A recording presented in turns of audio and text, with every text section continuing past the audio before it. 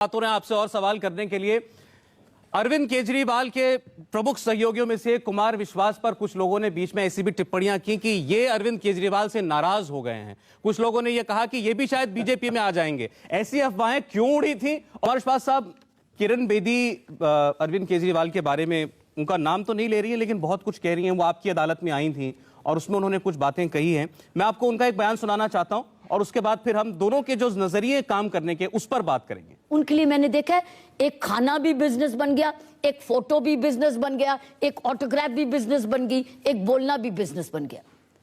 जब ऐसा हो जाए तो आई थिंक बहुत अंदर बदलाव आता है। सो बिजनेस मैंने देखा बार बार बिजनेस ही करता है वो बेचारा। कुमार विश्वास साहब, वो उन्होंने उनको बिजनेसमैन भी कह दिया और आखिर में बेचारा भी कह दिया। देखिए किरण जी, शायद भारतीय राजनीतिक इतिहास उन्होंने पढ़ा जरूर होगा आईएएस की तैयारी के दौरान, वो भूल गई हैं।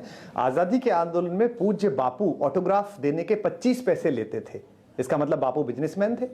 उनको देश में अपनी लड़ाई जारी करने के लिए इस देश के लोगों का पैसा चाहिए था। भारतीय जनता पार्टी भोपाल गैस त्रासदी की प्रमुख हथियारी कंपनी डॉव से पैसे लेती है।